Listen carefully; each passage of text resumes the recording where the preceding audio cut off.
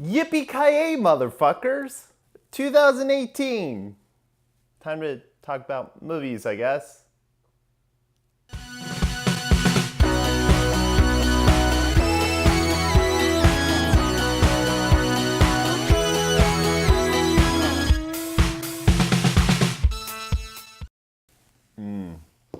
Protein. I decided to stray from the usual fare of discussing every film that came out in the year, whether I saw it or not. This year, instead, I took track of every single film I had seen. I will talk about every single film I watched this year, whether or not it was new.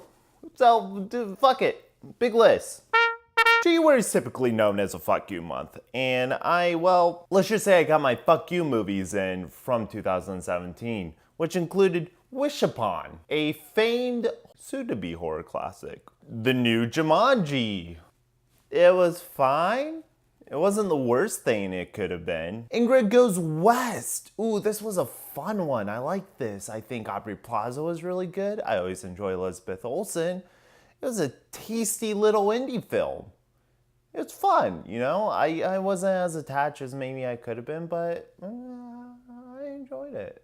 I'd say it was pretty good. Phantom Thread. Now, I know it's cool. I know it is popular to praise the likes of one Paul Thomas Anderson. And while I'll agree the man has style, it's not one I particularly like. Phantom Thread had enjoyable moments. It had brilliant performances. But overall, will I watch it again? I don't know. Is this a good film? Is the craft of it brilliant? And I say yes. Is it one that I want to return to? Not really. The Hateful Eight from 2015. Man, always good. Hateful Eight's one of those films where you pop on and you just watch all the way through. It's almost 3 hours, but it flies by. Blissfully and racially charged. Colossal. This was a film I was really looking forward to. Never got a chance to watch it. Finally watched it. Kind of boring. Kind of bland. I love Anne Hathaway. Jason Sudeikis is fine most of the time, and I wanted it to be quirky and fun, and it wasn't. It was sad. Boo! No! So sorry, Boo. Call Me By Your Name. This is probably my favorite last year, if we're being honest, out of the Oscar films. Whoa, beautiful, beautiful film. It's a nice, relaxing treat. Bye Bye Man, oh boy. Started January with Wish Upon, ended it with Bye Bye Man. Which one's the better of the worst films? That's a tough call. I think if you want to laugh, I kind of like Bye Bye Man more because it feels more like a horror film, where Wish Upon kind of switches into like a weird teen thing that tonally, what the fuck is happening? February. Sleepy Hollow, the one with Johnny Depp, directed by Tim Burton. Tim Burton's kind of a joke now, and I would not cite him as one of my favorite directors. But there was once upon a time where he made some of my favorite films. The Batmans, the Beetlejuices, Ed Wood, and a film called Sleepy Hollow, which I think is probably his most underrated film. It's one that no one really talks about. I enjoy it quite a bit. Christina Ricci, she will always have my heart. It's dark. It's one of Tim Burton's only rated R films. It's fun. Chaitanya, woo.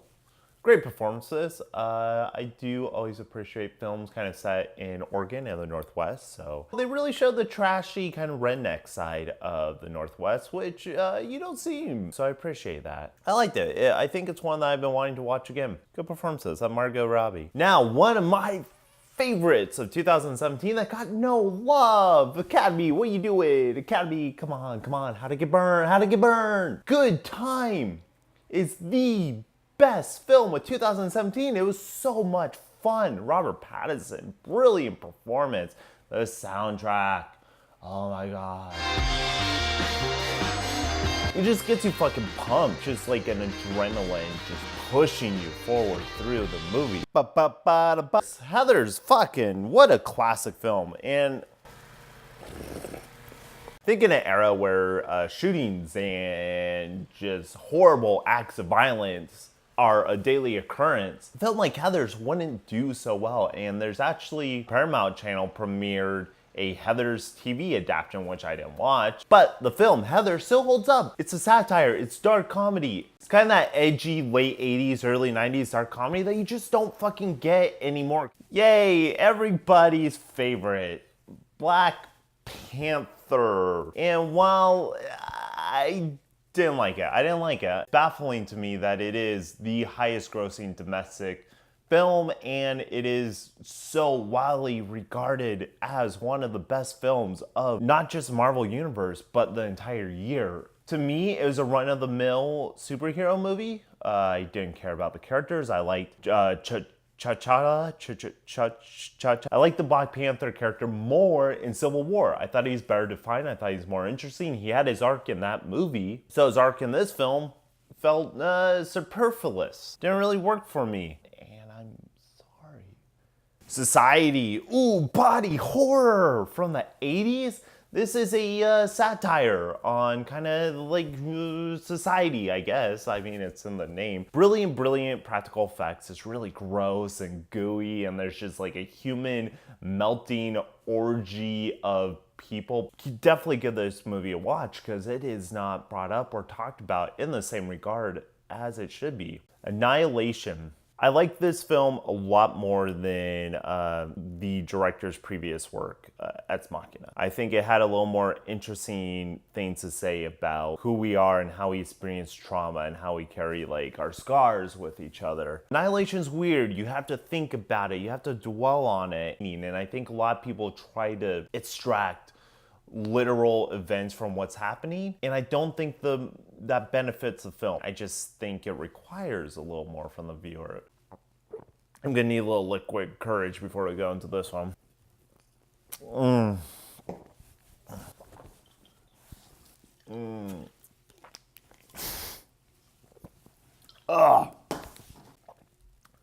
Star Wars: The Last Jedi. I took my time seeing this film. It's so difficult to extract oneself from just the general consciousness of the movie fandom.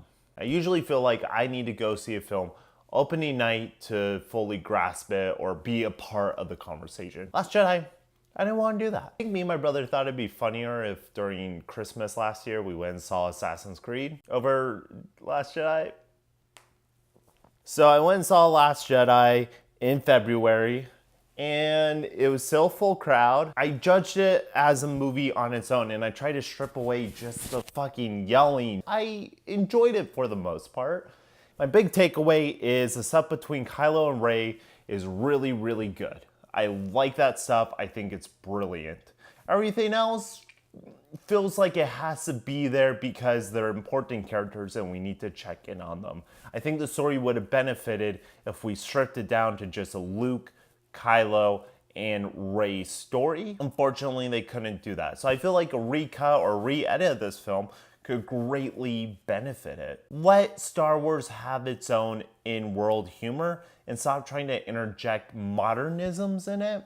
It makes it feel weird. Like they wouldn't have a concept of putting someone on hold. They're using intercoms. I don't know, it's weird. And I hate being nitpicky, but when you're drawing so much attention to pulling me out of the world, it's hard not to nitpick. So like Disney, stop doing that with all your fucking movies.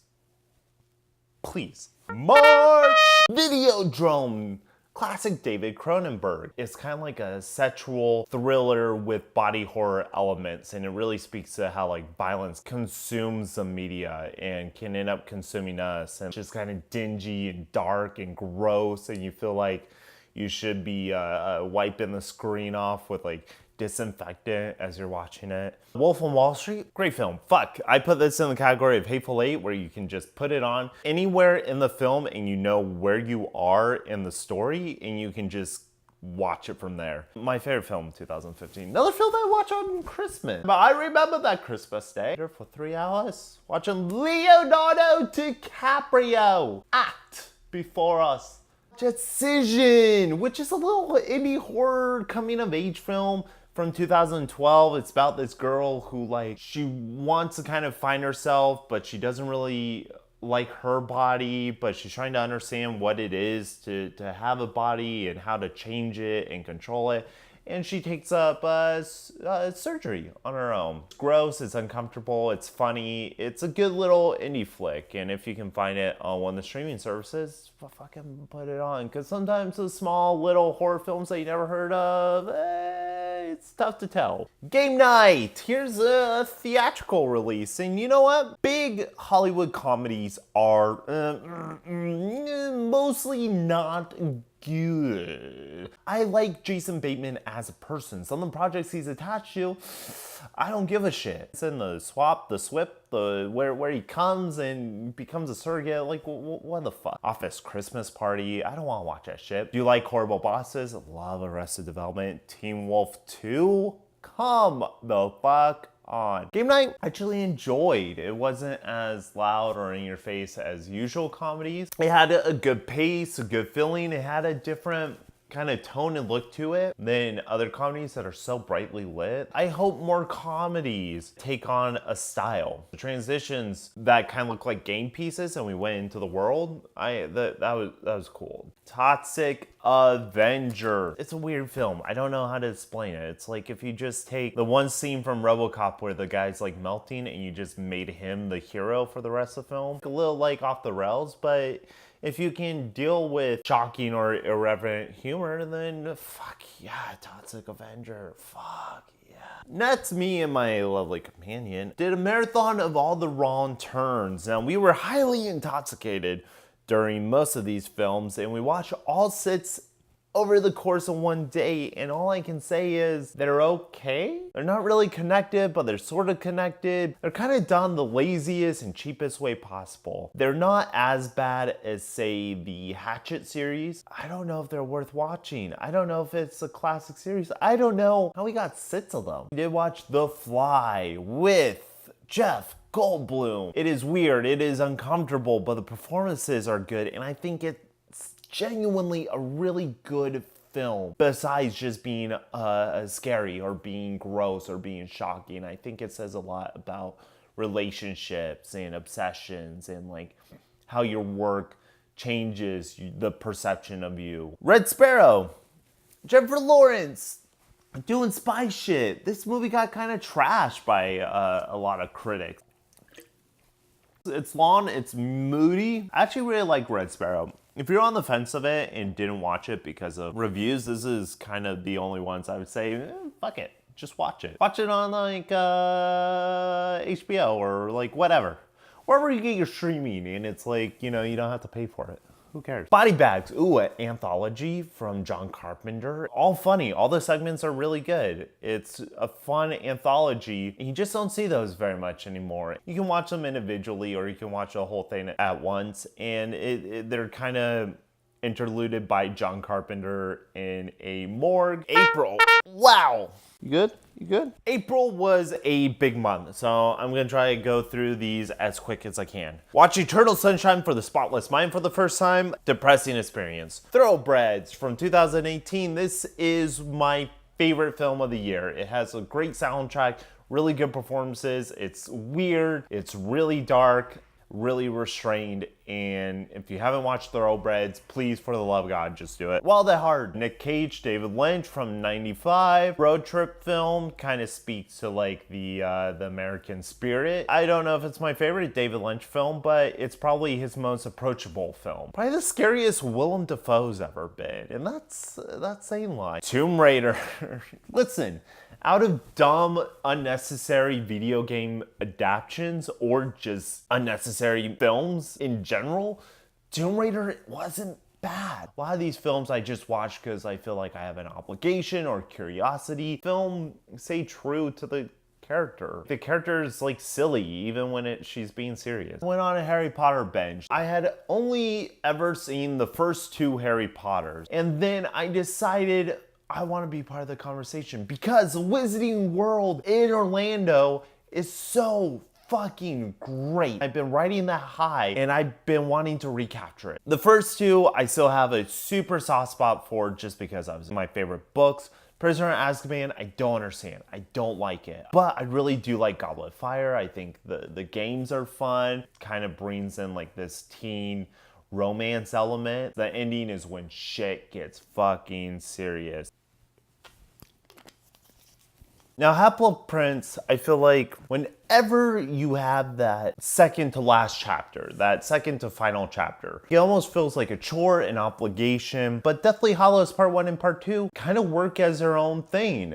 Sure, there's a lot of meandering, especially in the first part, but I think there's enough good developments and twists in them to kind of bring it together as a whole. They're a lot more mature, but they feel rightfully grim and serious. Adjacently to watching all the Harry Potter films, I also watch all the Resident Evil films. Similar in the just pure density of the world. I will say that the Resident Evil franchise is great for a laugh. They are stupid, they are shitty, they try to be so fucking cool, and they fail horribly. And there's something really charming about that. Hey, if you want a dumb, schlocky movie marathon, you could do worse. And they get more ridiculous as they go on. Would I really recommend any of them? Probably.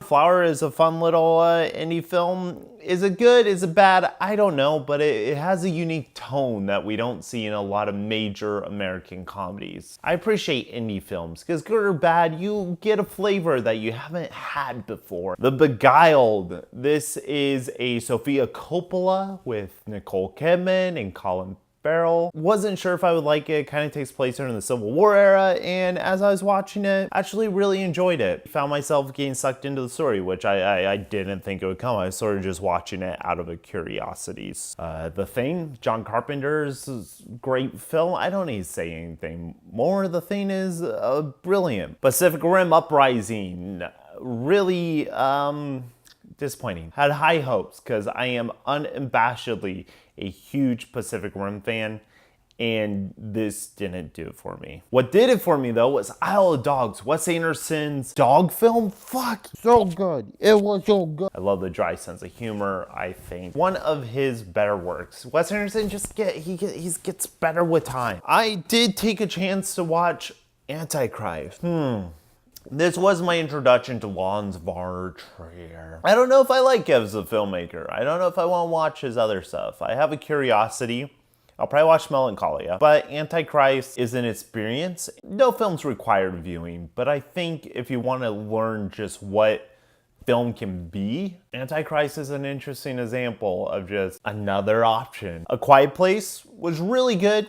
Try not to think about it. It's a fun monster romp. That's what I like about it. It's unabashedly full throttle, throwback monster romp from start to finish. And it does not slow down or let up. A documentary called Batman and Bill, talking about Bill Finger, kind of how he hasn't really gotten the credit he deserved for the contributions that he provided to Batman.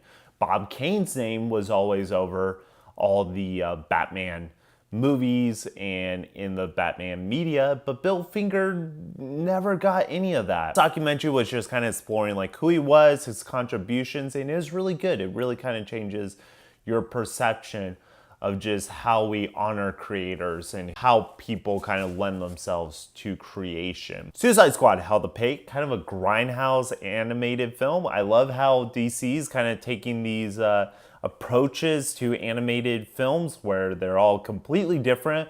They're taking chances, and they put a quality team in place to make sure that the animation is well done, the voice acting, and the story is there while giving it an appropriate flavor. Blumhouse's Truth or Dare. I don't know if there is anything to say about Truth or Dare.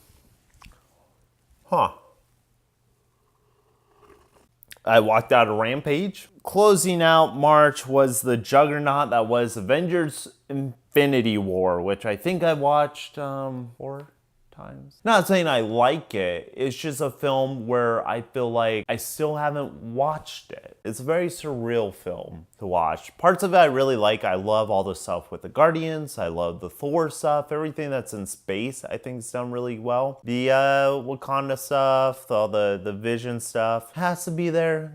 Maybe it's like my problem with The Last Jedi, you know? You have these franchises, you have these characters, you have toys to sell, and it's like parts of it genuinely benefit the story, then other parts are there because you feel like as an institution you have to include them, like they're part of your branding. Like, what is McDonald's if we don't sell the Big Mac? Maybe we've grown past the Big Mac. Maybe we don't need the Big Mac anymore, but it will always be there because they feel like it's part of their brand. May! Valerian and the City of a Thousand Planets. Beautiful film. I enjoy Luc Besson's work. It had hints of that Fifth Element magic, but ultimately it was too long and kind of pointless. Tully was another Jason Reitman and Diablo Cody film. Performance by Charlize Theron was fucking brilliant. It was so good. The twist, I kind of saw coming, but I think it makes you think on what the twist means and what it means for the characters. Ninja Batman. As I was talking to the DC movies, this one takes on kind of a Japanese anime style, and fuck, is it gorgeous. This is probably the best looking Batman movie ever, even if you don't look at it as a Batman film, just as an anime. I think it really worked. Deadpool 2. I like it, but I don't like it. I think I really like it, but it doesn't feel as special as the first one. But it's better than the first one in like how it's crafted. It looks better. There's something off about it, and it's hard to condense or comprehend. They feel it too. Extended version, there's a PG-13 version. I don't know what this movie is at its core, and I wish I did because I really like the characters and I like the style. I think the action sequences are much improved. Black Snake Moan. Have you guys heard about this? Have you seen this? Samuel L. Jackson and Christina Ricci in a swampy, dirty southern house, and it is a sweaty, and it is a southern film, but it is so good. I really, really enjoy this film. Black Snake Moan, one of my favorites of all time. Boom, I said it. Is that list 5 movies long or 100 movies long? I don't know. Solo, Star Wars story. Did we need Solo? No. Did we want Solo? Oh, fuck, no, absolutely not. Did I get mad while watching Solo? Did they portray the character Solo? I don't care. Did it feel like a Star Wars movie? No, and I think that's fundamentally the worst thing about it. But if it wasn't a Star Wars film and it was just a Space Bandit Boy, I would have liked it. If you changed the title to Space Bandit Boy, I think it would have done better. June! We're in the summer now, baby! Oh yeah! Logan Lucky. Did not get a chance to watch this. I love Soderbergh. Soderbergh's so great. Contagion, the Oceans films. Logan Lucky feels like the Southern NASCAR version of Oceans. It's a fun romp of a film. Really good pacing. It's a fun time all the way through. Upgrade. Upgrade was super cool. It's a sci-fi film. It wasn't like this big intellectual sci-fi. They had a lot of fun with it. That's what I was surprised about, because it opens, it's really dour, it's really sad. You set the revenge plot in motion, but then you have fun with it. And I appreciate that. And it felt very 80s in that sense, where it's like, you know what? We got the sad shit out of the way. Now let's wreak fucking havoc. And Upgrade fulfilled that. I enjoyed it. Hereditary. Fuck, guys. Did you see Hereditary? Why is Toni Collette not getting more recognition? If she's not on the Oscar ballot, I fucking riot. People hated it.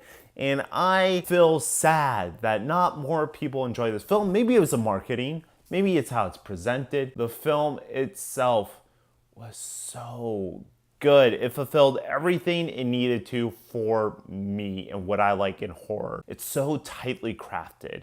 I really, really appreciate that. Also, one of my favorites of 30 years ago, Slugs from 1988.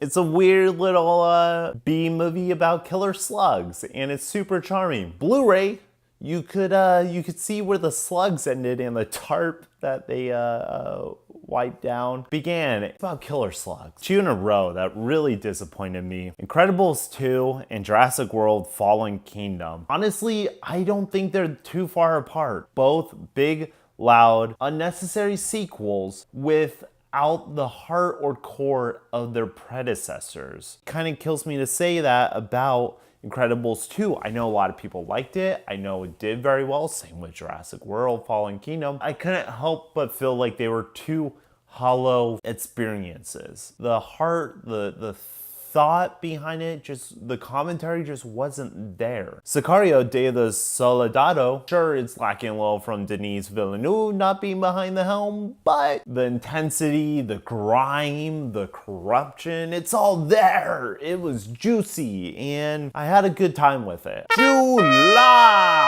Leprechaun. Actually enjoyed it. It's not bad. Warwick Davis has a lot of fun in it.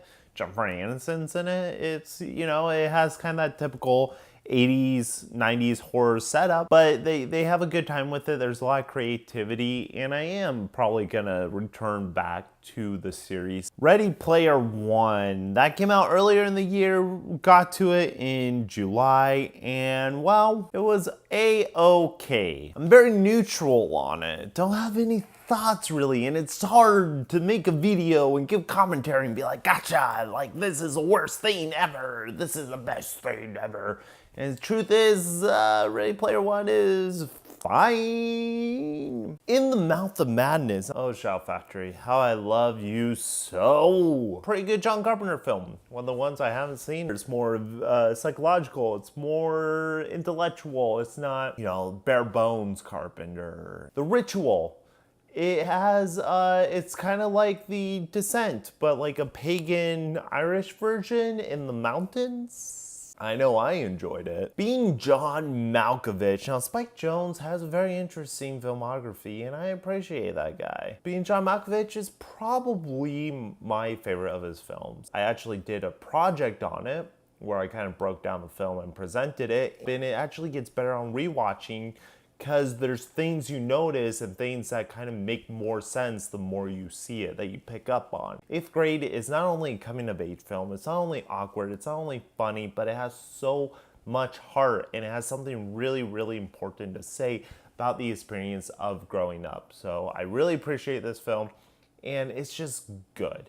It's just genuinely fucking good. I was looking forward to it, and it was good. Mission Impossible Fallout might be the first time the 6th film in a series is the best one? What the fuck? How do these keep getting better? Fallout is so good. It never feels slow. It never gets bogged down by just crap. It kind of rises above some of the other Mission Impossibles where like spy shit just goes over my head. And yeah, I never felt lost while watching this. August.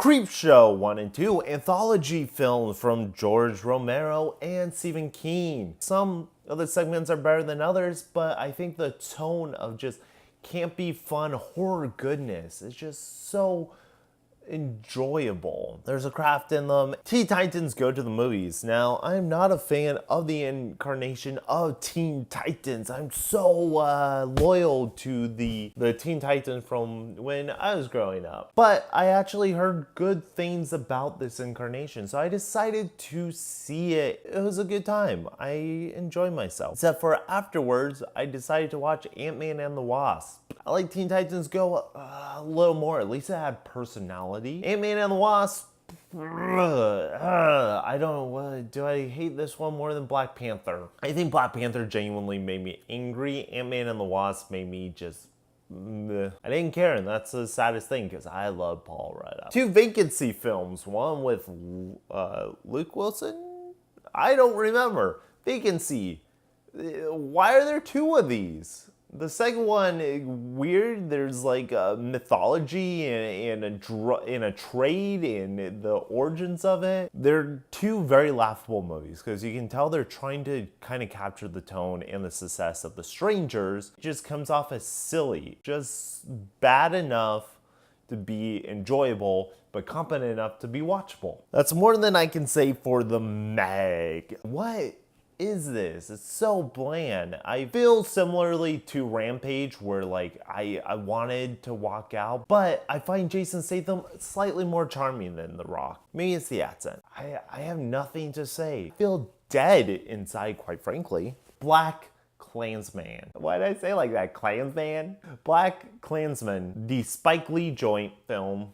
Spike Lee joint film. No, Spike Lee joint. How do you say a Spike Lee joint? Spike Lee is a cool director. Sometimes he hits it, sometimes he misses. But I feel like he puts himself out there most of the time. And he always has something interesting to say. Kind of similar to Logan Lucky, maybe because Adam Driver, I don't know. Pacing, the tone, it's fun, but the message does not get lost because of the fun they're having. And that the message at the end hits really, really hard. I know I'm gonna stop being racist because of this film, so thank you, Spike Lee. I saw 2001: A Space Odyssey in true 70mm IMAX. And let me tell you, that was a treat. Does the film hold up? No. But it's a time capsule to a different period, and there's something incredibly powerful about watching it in a dark theater. This was the first time I actually felt the intensity from the film. And this is first of two young Tom Hanks films that I watched.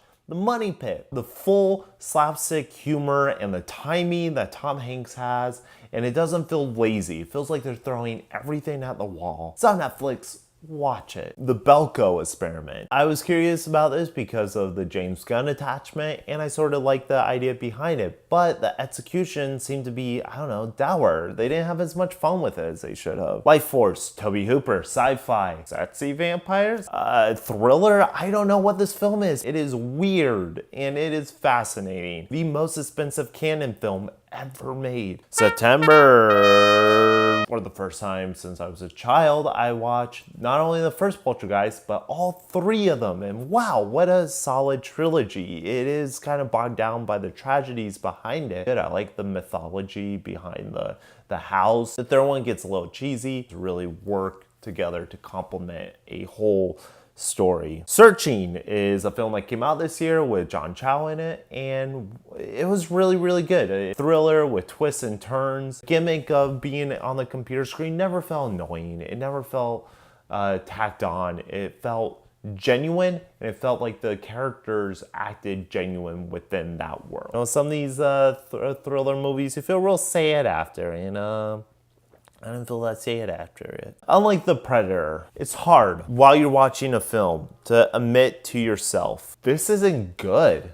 I don't like what I'm watching. Kind of a pattern this year of films that should have been sure hits that fell flat. It's really sloppy. There's no consistency within it. It's all over the place, and it's not even enjoyable. It's butchered. It's like a few good bites out of meat that wasn't cooked right. Death Race 2050 balls out crazy. No series goes for it like Death Race, and 2050 might be the epitome of camp and bizarreness. It's truly, I can't even describe what happens, but there's quotes in it, and there's just weird pieces of it that, like, I still think of. The Boy, not the one with the doll that's a boy. It actually has Rainn Wilson in it, and it's a small kind of indie film, and it's about a descent into a killer from the perspective of a kid, and it is dark, it's slow,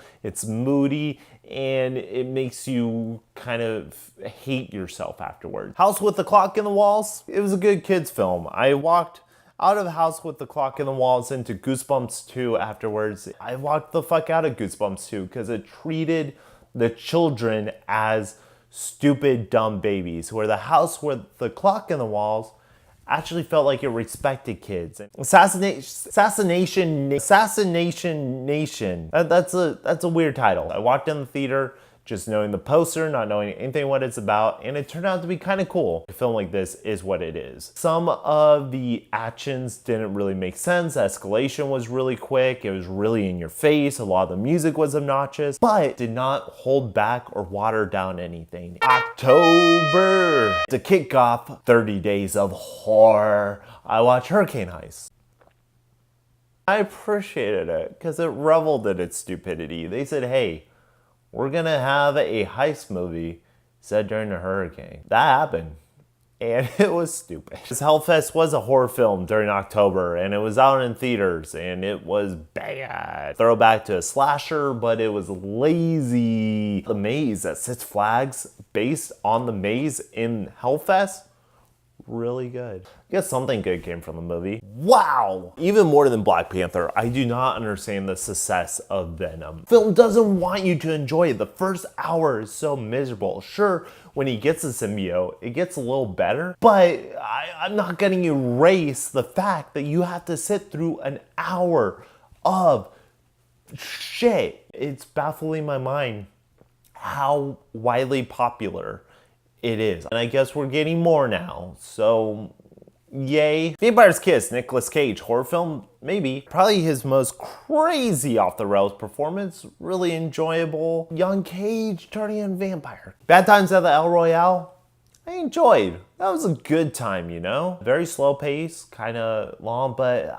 I'm actually looking forward to returning to it and seeing everything it has to offer. Plus, I love all the characters, the dynamic. For a class, I had to watch the original Scarface, but I decided in that same night to also watch the Al Pacino Scarface for the first time. The original Scarface is a classic. It's a really good 1932 film. The Al Pacino, Brian De Palma one, I don't know, I think I prefer the original. The Brian De Palma one, you see every step. Controversial opinion. I just love De Palma so much more when he's in his thriller aspect. Halloween, 2018. I feel really bad saying that I didn't like it. Shame on me for thinking that a Halloween sequel would be good. Why did it have hype? Why were we hyped for the 30th film in a franchise that has had nothing but disappointed sequels?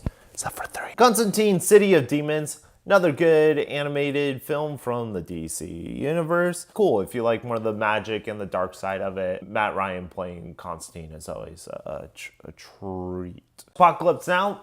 I don't know if I like Coppola as a director. Films that are iconic, they are films that everyone knows, even if they've never seen it. I don't like The Godfather either. Am I a bad film student? Am I a bad film guy because I don't like them? A little too, it's not a mood I want to be in. Hearts of Darkness, though, the documentary on the filming of Apocalypse Now is much more up my alley. I like the process of how a film is made more than the film itself. Definitely worth watching to appreciate Hearts of Darkness. Maltese Falcon, it's a classic for a reason. It's outdated, yeah. It's old-timey Hollywood acting. Sort of rounds up my October. Not many horror films in there. Really dropped the ball in that department. November, Revenge at Target on clearance. I had no idea what it was. It's an enjoyable little revenge flick with a lot of style. It's very like neon-y, it's very poppy. The gore is done well. There's some beautiful shots. I think it's a good ride. Seem to lose a little more blood than they have in their actual bodies. Suspiria 2018. Dario Argento's film adapted by the director. Call Me By Your Name. Did I like it? Not really. Suspiria is it's a giallo slasher film. There's 30 of them, and it just happens to be one that kind of hits the style in such a way that it's transcended the genre. The new one seems to be giving the subject and giving the theming too much importance. It comes off a little like elitist and pushing such a slog. The horror elements are fantastically and gloriously done. Maybe I'll rewatch it, but I don't know. Body Heat by Lawrence Kasdan, the writer of Empire that Strikes Back, did an erotic thriller in 1981. Sign me up. If you like Gone Girl, if you like any sort of adult thriller, sexually charged thriller, Body Heat is so fucking good. You just feel the sweat dripping off the actors and the screen, and you feel as hot as, you know, the heat wave they're living in. The 30th anniversary of Die Hard. All I've ever seen was the VHS copy, and let me tell you what, seeing it in a theater with people laughing at it, people clapping at it, it was such a joyous experience. I really felt the Christmas spirit come alive in that room as we all cheered on John McClane. Overlord! Nazi zombies. Cool styling. This movie did not do as well as it should have, and I think it's just because it's in a crowded area. Probably the best version of a zombie Nazi film we could ever get, so no one ever has to do it again. The Crimes of Grindelwald. The first Fantastic Beasts is actually probably my favorite out of Harry Potter. I know that's sacrilege. I think Newt Scamander is so much more sympathetic. He genuinely cares and he solves conflicts through understanding rather than fighting. He's a Hufflepuff. Crimes of Grindelwald. It's a mess. Long, it's confusing, it's complicated. It thinks you care too much about its characters. Legitimately affects the story that you're trying to tell. Robin Hood 2018. I went into this film expecting to laugh at it. I wanted to have a so bad, it's good time. They gave me a card to fill out, a survey card that the studio gives out, like, did you like it? What'd you think? Blah, blah. Threw it away. They don't even deserve my opinion. It was so boring. It was so pandering. It was so shitty. It was just such an unbelievable mess. Couldn't even get enjoyment out of it. And in Apocalypse. I didn't know what this was. Had a fun name. It was a Christmas zombie movie, and I said, sure, I'll go see it. Turns out it was a musical. Don't really like them. These songs, not good. Did feel like there's a couple opportunities where it's like, hey, that could have been better. Like they're 90% there and they just didn't do a thing that could have made it excellent. It's a fun film. Into the Spider-Verse, the animation style, the characters, the jokes, it's funny, it's energetic. Some of the music is lame, but other than that, it's actually just a really good film. And I appreciate when animation isn't just pandering to kids, when there's a genuine story. It's a very important film for children to see, and I think it says a lot about who we are and kind of what we can be. That speaks so fucking true to Spider-Man. The American Friend, this is a 1977 German, Italian, European, is a European noir film from the 70s. It has Dennis Hopper in it, and it's really good if you like slow building kind of crime dramas. Guys who are in crime against their will. Beautifully shot. So gorgeous looking. The Favorite might be my favorite of the year. So incredibly funny, well acted, all the costumes are really good. It really speaks a lot to like what you do for power or what you do to take advantage of someone with power. Out of The Lobster, out of Killing of a Sacred Deer, two films I highly enjoyed. I think this one uses the style of the director in the best way. Unlike Mortal Engines, what the fuck are you doing coming out during December? There's so many films coming out, and this was just, oh, it was bad. The art design looked really cool, and like I kind of liked the look of the film, but watching it is such a hollow, sad experience that I legitimately didn't get anything out of it. Wow. That was a lot of movies in 2018. 8th Grade, Hereditary, The Favorite, To the Spider-Verse. There's some gems. Have yet to see Aquaman though. It's all on your shoulders. The Orange Boy, Momoa. More like, What did you watch for the first time this year? There's so many movies in the world. It's so hard to catch up and be relevant and to know just what the fuck is going on. And hopefully I can help you shift through the sea. Swim to shore. I'm Grayson Todd. Don't forget to, do anything you want, most importantly. Stay sweaty, my friends. Sweaty. Stay sweaty. It's my saying. It's gonna catch on. Stay sweaty. Have a good year. I'll see you this time next year. Toodles.